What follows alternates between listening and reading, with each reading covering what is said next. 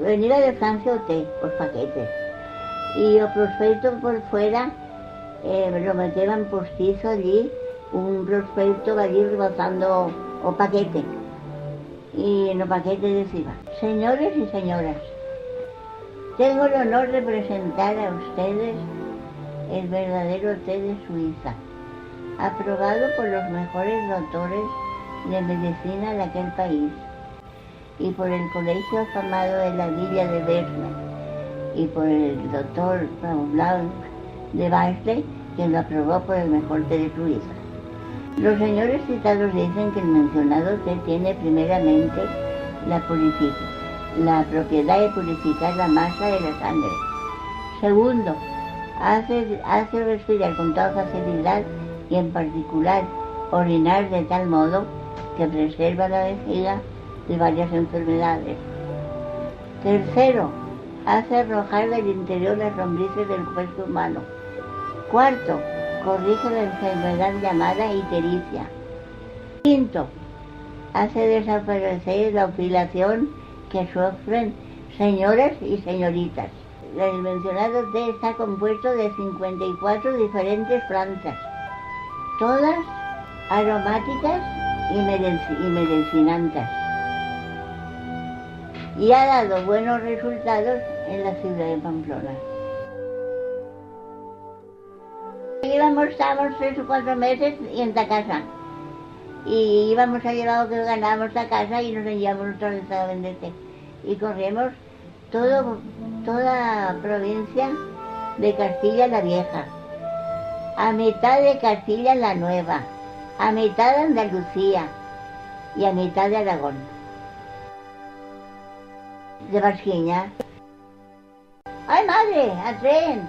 Ni tampoco come pan.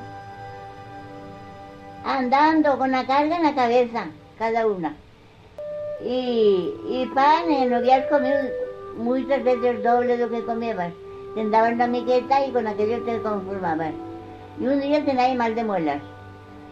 Y me dio una miquetina de pan y me se acabó y tenía mucha hambre y digo: uy, dame una miqueta de pan más, María.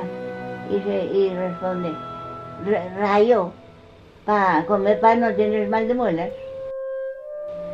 ¿Cuántos? Pocos. 14, 13 o 14. Hasta que la vez fui con José Miguel. Ella tenía de novio o con quien se casó. Yo no tenía de novio. No tenía hasta casarme. Íbamos por las casas, por el portal que estaba sentada, y si no llamábamos: ¿quieren comprar té? Y luego yo estaba en muchos lugares mercados. En un sitio que estaba mercado, al día siguiente en otro. Como íbamos 4, nos apartábamos de 2 lados a chuntar. Y cuando no se iba más que 2 solo, 2, una sola nunca. Nunca pasó nada, ningún color. Panticosa y era panticosa, que yo no era de Asusta. Y era un cura y era de Calatayud. Y tocaba y se apoyaba guitarra. Y tocaba y decía: de sepulcro a sepulcro fui preguntando si había visto algún hombre morir amando. Díjome uno, mujeres a millares, caramba, hombres ninguno. Y dice: si vais a Calatayud, preguntar por mí. Quiero a todas mucho. Siempre subo aquí y siempre sois en sotanas y todas sois de buena manera. Este que digo ya era cura, Odoverso ya era cura, pero ya era, no conocí, no era de Calatayud, no sé lo sería. Y se iba por los pasillos con la charra plena de agua y a escoba en la mano, que iba haciendo las habitaciones. Y el primer año que fue. Y de Saga venía él. Y él. Y vuelvo a cara. ¿Qué demonio de chichi este? Digo: ¿qué desea?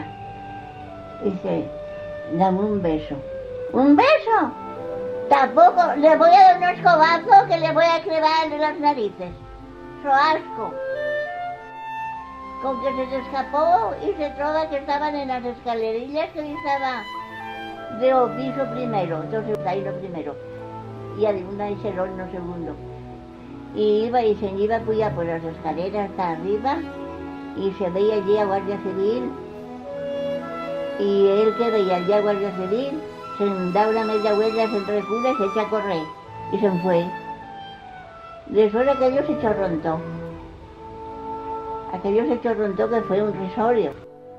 El año siguiente entra a tomar aguas. Y dice el portero, que acaba de darme uno en mediodía: ¡Miguelona! Mira, aquí viene el cura de los besos. El que soy aquello se enrecula. Pues se tenido que ir de...